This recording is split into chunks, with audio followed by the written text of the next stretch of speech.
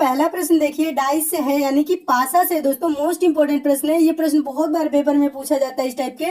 तो दोस्तों इस प्रश्न को देखने में बड़ा लगता है, सॉल्व करना बेहद ही आसान है। बस तरीका जान जाइए, आपको सेकेंडों नहीं लगेगा इस प्रश्न का आंसर देने में। प्रश्न क्या कह रहा है पहले पढ़ते हैं। प्रश्न कह रहा है नीचे एक पासे के 4 प्रारूपों को दर्शाया गया है। 4 प्रारूप आपको दिख ही रहे हैं और कह रहा है इस पासे में अंक 2 के विपरीत फलक पर कौन सा अंक होगा।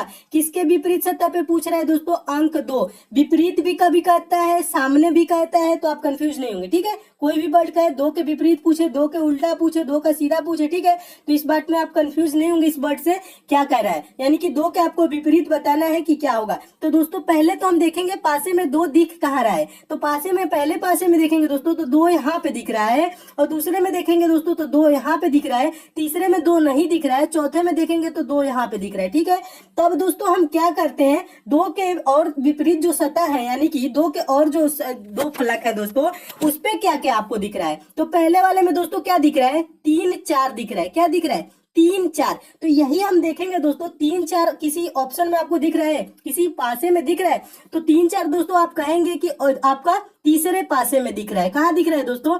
3 4 किस पासे में दिख रहा है? तीसरे वाले में दिख रहा है ना 3 4। तो यही दोस्तों 3 4 क्या हो जाएंगे? पहला और तीसरा का कॉमन हो जाएंगे, और 2 के विपरीत पे क्या हो जाएगा दोस्तों? ये जो 5 आपको दिख रहा है ना तीसरा में, यही क्या हो जाएगा दोस्तों? 2 के विपरीत सतह पे हो जाएगा अंक, यानी कि इसका आंसर क्या हो जाएगा? 5। एक बार और समझ लीजिए, 2 आपको दोस्तों पहले में दिख रहा है ना, और क्या दिख रहा है? 3 4। दो फलक पे और क्या दिख रहा है? 3 4। अब ढूंढेंगे 3 4 किस ऑप्शन में है।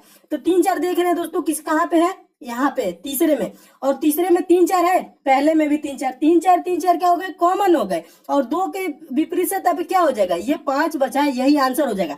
5 किस ऑप्शन में? ऑप्शन नंबर सी में। आपको ऑप्शन नंबर सी सही हो जाएगा। और दोस्तों अगर आप कहेंगे कि 2 तो यहाँ पे भी दिख रहा है, तो यहाँ पे क्या होगा? तो 2 तो दोस्तों दिख रहा है, लेकिन इसका कॉमन क्या होगा? 1 3। 1 3 किसी ऑप्शन में दिख रहा है? नहीं दिख रहा है, तो इससे हम प्रश्न को सॉल्व नहीं कर सकते। 2 आप कहेंगे दोस्तों क्या कर सकते हैं कि चौथे वाले में भी दिख रहा है, लेकिन चौथे वाले में क्या दिख रहा है दोस्तों? 6 4 दिख रहा है 2 फलक पे। 6 4 किसी ऑप्शन में दिख रहा है? नहीं दिख रहा है, तो ऐसे आंसर नहीं होगा। यहाँ पे पहले वाले में 2 दिख रहा है और 3 4 दिख रहा है। 3 4 इस ऑप्शन में आपको दिख रहा है, यानी कि तीसरे में 3 4 कॉमन हो गए। 2 का विपरीत क्या हो गया?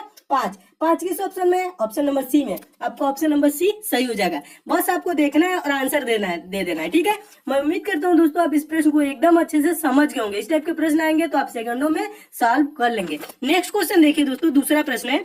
दूसरा प्रश्न भी मोस्ट इंपोर्टेंट है, बार बार ये भी पूछा जाता है वेन डायग्राम से। दोस्तों वेन डायग्राम से प्रश्न आप कैसे सॉल्व करेंगे, बस आपको समझना है। देखिए प्रश्न कह रहा है निम्न में से कौन सा वेन डायग्राम आम, फल और सब्जी के बीच के संपर्क को सही सबसे अच्छी तरह दर्शाता है। ठीक है, किसके किसके बीच। दोस्तों वेन डायग्राम प्रश्न में आपको ज्यादा दिमाग नहीं लगाना है, उसमें देखना है आपको वर्ड कौन कौन सा दिया है। वर्ड दिया है दोस्तों आम दिया है, फल दिया है, सब्जी। अब दोस्तों हम दिमाग में बस क्या सोचना है, ज्यादा कुछ नहीं सोचना है आपको, बस सोचना है किसका संबंध किससे होता है। बस आपको ये चीज दिमाग में लगाना है। अपने जनरली दिमाग से सामान्यतः सोचेंगे क्या होता है दोस्तों, आम होता है, फल होता है, सब्जी, यानी ये चीज क्या है। तो दोस्तों आप कहेंगे आम और फल क्या होते हैं? एक कैटेगरी, यानी कि दोस्तों क्या हो जाएगा, ये फल का गोला हो जाएगा, तो फल के अंतर्गत क्या आ जाएगा? आम आ जाएगा। किसके अंतर्गत क्या आएगा दोस्तों? अब बताइए, फल या आम के अंतर्गत सब्जी आएगा? नहीं, तो सब्जी को हम क्या कर देंगे? बाहर कर देंगे। फल के अंतर्गत आम आ जाएगा और सब्जी को बाहर। तो आपका वेन डायग्राम इस टाइप से बन जाएगा। इस टाइप से देखेंगे वेन डायग्राम किस ऑप्शन में, तो ऑप्शन नंबर देखेंगे दोस्तों बी में आपको दिख रहा है, तो आपका ऑप्शन नंबर बी सही हो जाएगा। क्या हो जाएगा दोस्तों? ये आपका फल हो गया, और फल के अंदर ये आम हो गया, और सब्जी क्या हो जाएगी? बाहर हो जाएगी। ठीक है, तो ऑप्शन नंबर आपका बी सही हो जाएगा। मैं उम्मीद करता हूँ दोस्तों आप इस प्रश्न को भी एकदम अच्छे से समझ गए होंगे। क्या सोचना है, जो वर्ड दिया है उसमें हमें देखना है कि रिलेशन किसका किससे है। जिसका रिलेशन एक जैसे है उसको हम एक तरह कर लेंगे, जिसका अलग है उसको हम अलग कर लेंगे। अगला प्रश्न देखिए, अगला प्रश्न भी मोस्ट इंपोर्टेंट है। तीसरा प्रश्न देखिए, अभी और क्लियर आपका हो जाएगा, वेन डायग्राम से भी है, मोस्ट इंपोर्टेंट प्रश्न भी है। प्रश्न कह रहा है निम्नलिखित में से कौन वेन डायग्राम गाजर, भोजन, सब्जी वर्गों के बीच सही सही संबंध दर्शाता है। तो इसमें दोस्तों कौन कौन से वर्ड आपको दिए गए हैं? गाजर दिया है, भोजन दिया है, सब्जी दिया है।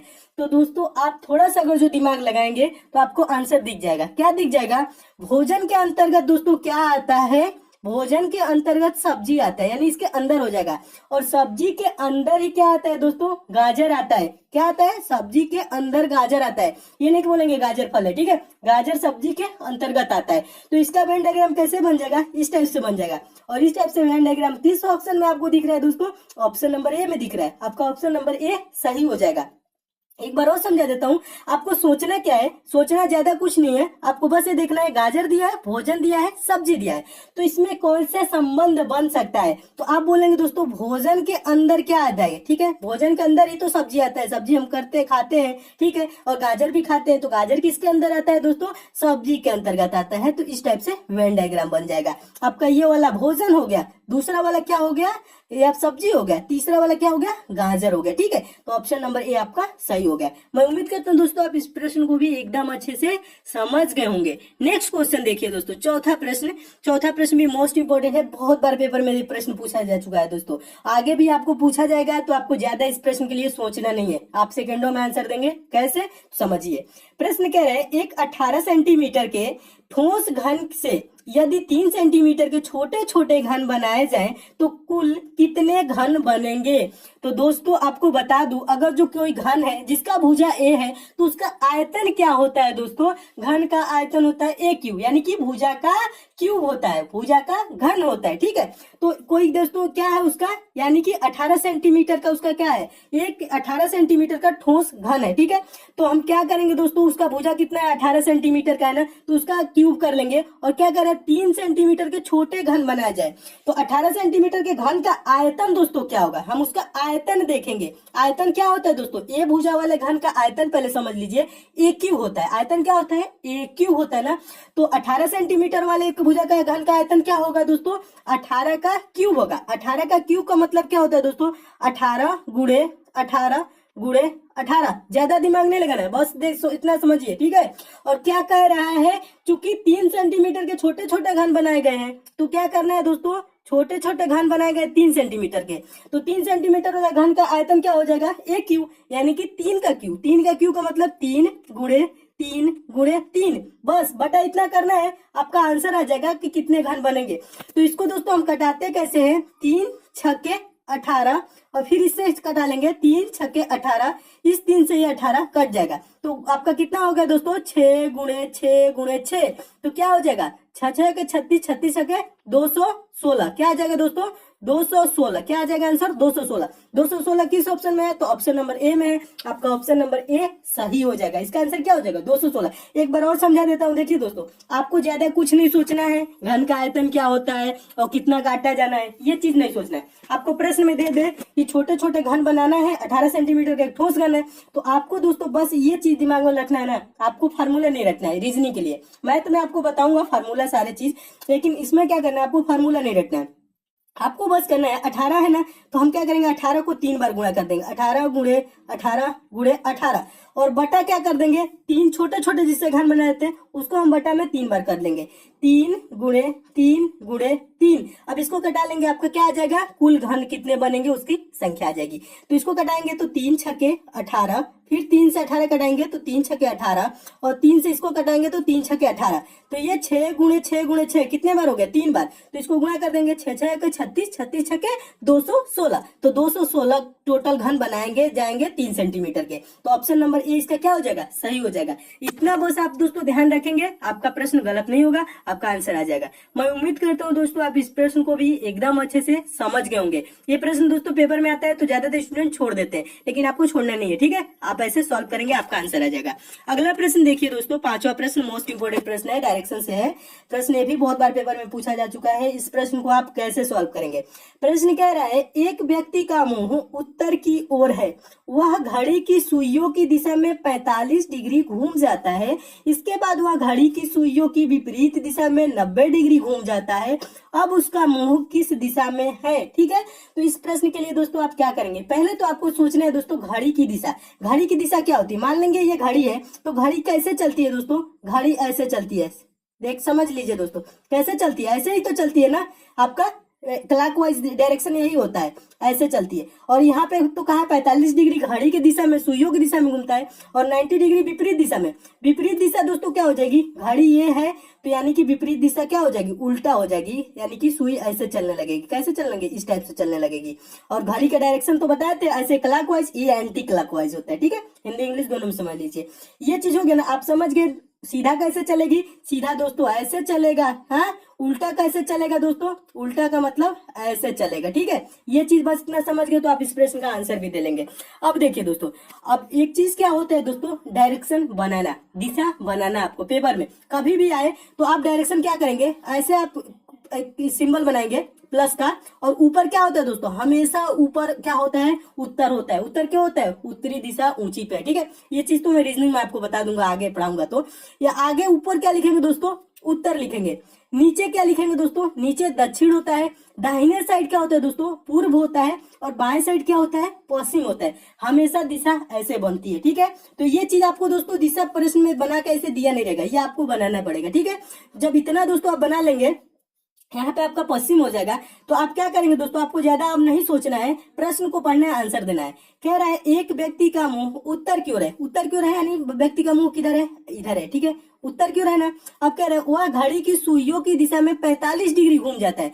45 डिग्री और 90 डिग्री समझ लीजिए दोस्तों, ये होता है आपका यहाँ से यहाँ तक जो होगा ना, यहाँ से ये 90 डिग्री होता है। इतना ये 90 डिग्री होता है, ऐसे सीधा एकदम। कोई ये लकीर है ऐसे, और ऊपर ऐसे कर दिया जाए तो ये जो डिग्री होता है 90 डिग्री होता है। और 90 का दोस्तों आधा क्या होता है, 45 होता है ना, तो उसका मुंह उत्तर की ओर है, तो ये आपका तो 90 हो जाएगा। अब 45 डिग्री घूमता है तो ये बीच में घूमेगा। कहाँ घूमेगा, बीच में। समझते चलिए, मेरा दोस्तों प्रयास यही रहता है कि हर कमजोर से कमजोर छात्र जो भी है एकदम अच्छे से समझे। ठीक है, ये चीज नहीं कि मैं बहुत आपको समझाता हूँ। ठीक है, इसलिए समझाता हूँ कि कमजोर छात्र जितने भी है एकदम अच्छे से समझे, किसी प्रकार का डाउट ना हो रहे, आप अच्छे से सब लोग समझते चलिए। देखिए प्रश्न 45 डिग्री कहाँ हो जाएगा, बीच में हो जाएगा, क्योंकि 90 डिग्री का था तो यहाँ हो जाता, पूरब की तरफ हो जाता। लेकिन 45 का रहा है तो इधर घुमा है। कहाँ घुमा है, यहाँ पे घूम गया। अब फिर क्या करें, इसके बाद वो घड़ी की सुइयों की विपरीत दिशा में 90 डिग्री घूम जाता है। तो यहाँ पे तो जो घुमा ही है, अब विपरीत दिशा कहाँ हो जाएगा दोस्तों, घड़ी की सुई की दिशा में ऐसे घुमा है 45 डिग्री। अब विपरीत दिशा कैसे हो जाएगा दोस्तों, ऐसे हो जाएगा। और 90 डिग्री घूम रहा है तो 45 डिग्री को अगर जो घूमेगा तो यहाँ हो जाएगा, और 45 घुमा देंगे तो कहाँ हो जाएगा, यहाँ हो जाएगा, यानी कि 90 डिग्री ये दिशा हो जाएगी। तो दोस्तों अब बताइए उसका मुंह किस दिशा में है, तो आप कहेंगे कि इसका मुंह दोस्तों है उत्तर पश्चिम। अब दोस्तों दिशा का निर्धारण कैसे करते हैं मैं आपको बता दूं। इसका मुंह यहाँ पे दोस्तों है, तो ये देखिए, ये ऊपर उत्तर है और ये पश्चिम है, तो इस दिशा को हम क्या बोलेंगे, उत्तर पश्चिम बोलेंगे। क्या बोलेंगे, उत्तर पश्चिम। उत्तर पश्चिम किस ऑप्शन में, ऑप्शन नंबर बी में। और यहाँ पे दोस्तों अगर मुंह है तो ऊपर उत्तर है, दाहिने साइड पूर्व है, तो इसे हम पूर्व उत्तर भी बोल सकते हैं, उत्तर पूर्व भी बोल सकते हैं। ठीक है, अगर जो यहाँ पूछता दोस्तों यहाँ पे तो क्या होता, उत्तर पूर्व होता, लेकिन यहाँ पे इसका मुंह आ गया दोस्तों यहाँ पे, तो क्या हो गया, उत्तर पश्चिम। उत्तर पश्चिम किस ऑप्शन में, ऑप्शन नंबर बी में। आपका ऑप्शन नंबर बी क्या हो जाएगा, सही हो जाएगा। मैं उम्मीद करता हूँ आप एकदम अच्छे से समझ गए होंगे। 45 डिग्री घुमाते यहाँ, फिर 90 डिग्री इधर एंटी क्लॉक में घूम गया तो यहाँ हो गया, और ये आपका उत्तर है या पश्चिम है, यानी कि उसका मुंह अब उत्तर पश्चिम दिशा में। उत्तर पश्चिम ऑप्शन नंबर बी में, आपका ऑप्शन नंबर बी सही हो जाएगा। मैं उम्मीद करता हूँ दोस्तों आप इस प्रश्न को एकदम अच्छे से समझ गए होंगे। नेक्स्ट क्वेश्चन देखिए दोस्तों, छठा प्रश्न है, मोस्ट इंपोर्टेंट प्रश्न है, यह भी बहुत बार पेपर में पूछा जा चुका है, कैलेंडर का प्रश्न है। इस प्रश्न को दोस्तों आपको काउंट नहीं करना है, डायरेक्ट आंसर देना है। कैसे, मैं आपको समझा रहा हूँ। प्रश्न कह रहा है यदि किसी महीने का 10वां दिन शनिवार होता है तो उस महीने का 27वां दिन होगा। तो दोस्तों ये नहीं करेंगे 10वां दिन शनिवार है, 11, 12, 14 ऐसे नहीं जोड़ेंगे, 13, 14, 15, 16 ऐसे नहीं जोड़ेंगे, ऐसे जोड़ेंगे टाइम लगेगा। आपको टाइम बचाना है और क्वेश्चन पे देना है ताकि ज्यादा से ज्यादा नंबर पेपर में पा सके। तो दोस्तों आपको मैं बता दूं, अगर जो देखिए किसी महीने की 10वां तारीख दिन, यानी कि 10 तारीख को क्या पड़ रहा है दोस्तों, क्या पड़ रहा है, यहाँ शनिवार है। 10वां दिन क्या है दोस्तों, शनिवार है, देख लीजिएगा 10वां दिन शनिवार है। और दोस्तों यानी कि फिर 7 दिन बाद क्या होगा, 17वां दिन क्या हो जाएगा, शनिवार ही होगा। ठीक है, यानी कि पहले दिन क्या पड़ रहा है, पहले दिन 1 तारीख को अगर जो शनिवार पड़ रहा है तो आपको 1 में 7 जोड़ देंगे, यानी कि 8वां दिन भी क्या हो जाएगा, शनिवार हो जाएगा। ठीक है, तो 10 में 7 जोड़ेंगे तो क्या हो जाएगा दोस्तों, 17। 17 को भी क्या हो जाएगा दोस्तों, शनिवार हो जाएगा। और फिर क्या करेंगे दोस्तों, 17 हो गया, 17 में 7 जोड़ेंगे तो क्या हो जाएगा दोस्तों, 17 7 आपका 24 हो जाएगा। 24 तारीख को भी क्या हो जाएगा दोस्तों, शनिवार ही हो जाएगा। क्या हो जाएगा, 24 तारीख को भी शनिवार हो जाएगा। ये चीज ध्यान रखेंगे, 7 7 दिन जोड़ते चलेंगे। अगर जो ज्यादा दिन दे रहा है तो 7 7 14 7 तरीके के 7 चौक 28 ऐसे जोड़ते चलेंगे, लेकिन कम दिया है तो हम क्या करेंगे, 7 7 दिन। 10 को क्या पड़ा, शनिवार पड़ रहा है, 10वां दिन बोल रहे हैं ना शनिवार है, तो 10 को शनिवार तो 17 को क्या हो गया दोस्तों, शनिवार हो गया ना। 24 को क्या हो गया, शनिवार हो गया। 27वां दिन कर रहे हैं तो अब अगर जो हम 7 दिन जोड़ेंगे तो क्या हो जाएगा, एक्स्ट्रा हो जाएगा। ठीक है, तो हम एक्स्ट्रा हमें नहीं करना है, 31 31 नहीं करना है, हमें 27 है तो 24 में कितना दिन जोड़ दे कि 27 हो जाएगा, 24 प्लस 3 कर देंगे, 24 प्लस 3 कर देंगे और इधर शनिवार प्लस 3 कर देंगे तो आपका दिन आ जाएगा। शनिवार में 3 दिन जोड़ेंगे तो क्या हो जाएगा, शनिवार के बाद क्या आता है, रविवार, सोमवार, तीसरा दिन क्या हो जाएगा, मंगलवार।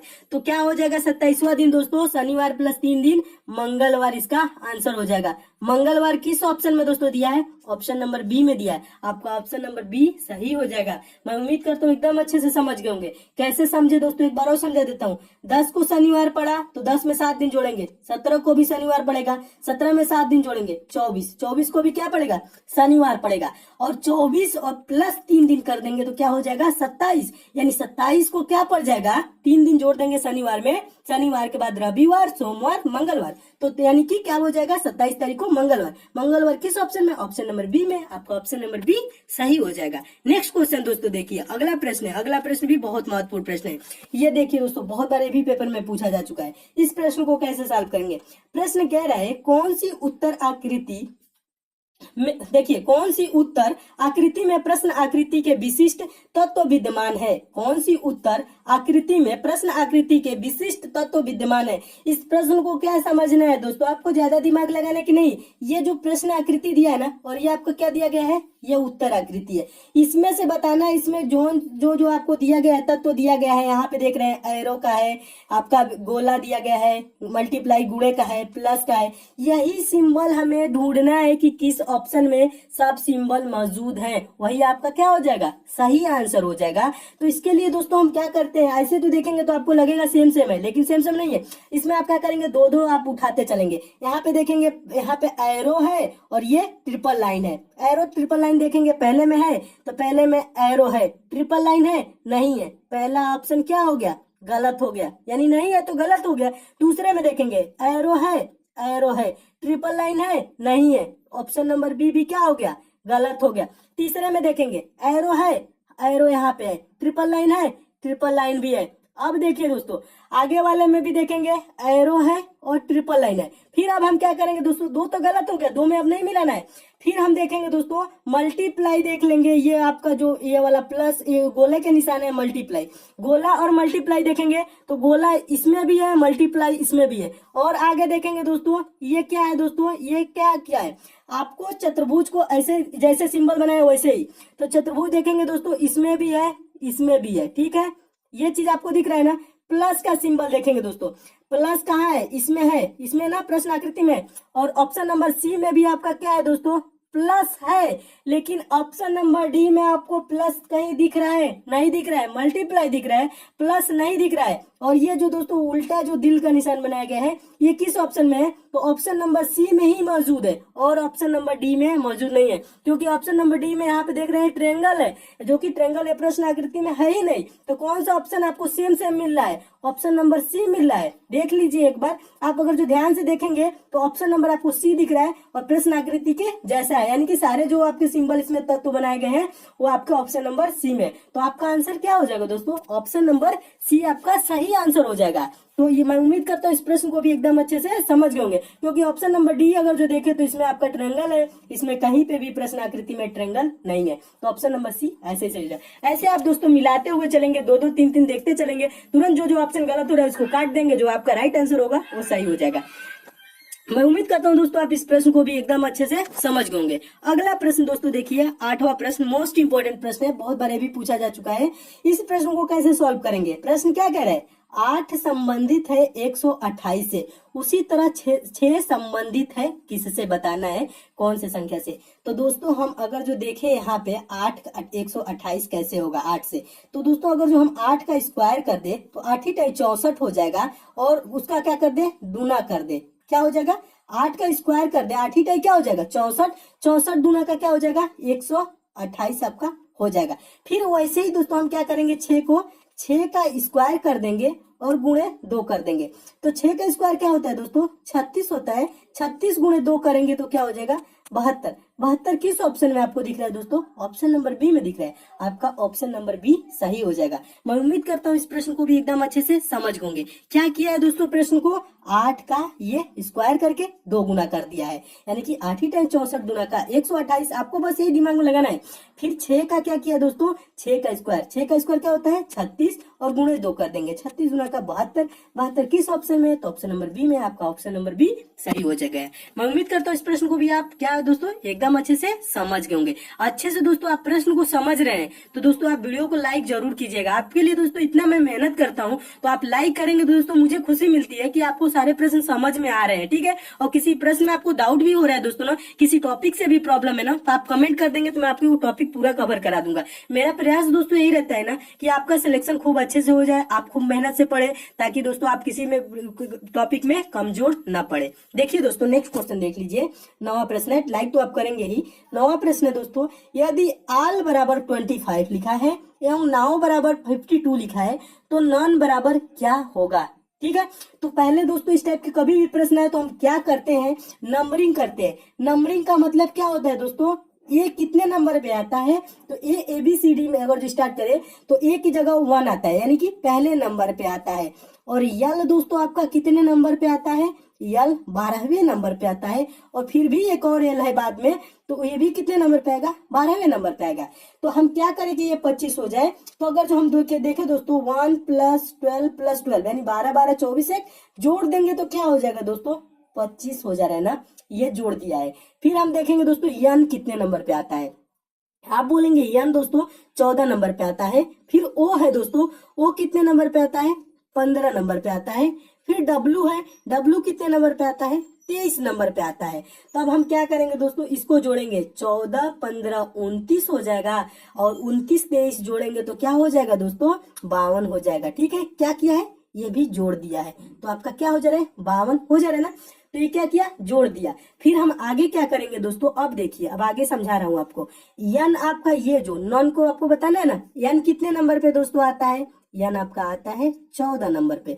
ओ दोस्तों कितने नंबर पे आता है, तो आप बोलेंगे ओ 15 नंबर पे आता है। और फिर से यन दिया है तो यन कितने नंबर पे आता है, 14 नंबर पे आता है। फिर ई दिया है, ई कितने नंबर पे आता है, 5 नंबर पे। तो हम क्या करेंगे दोस्तों, इसको भी हम जोड़ लेंगे।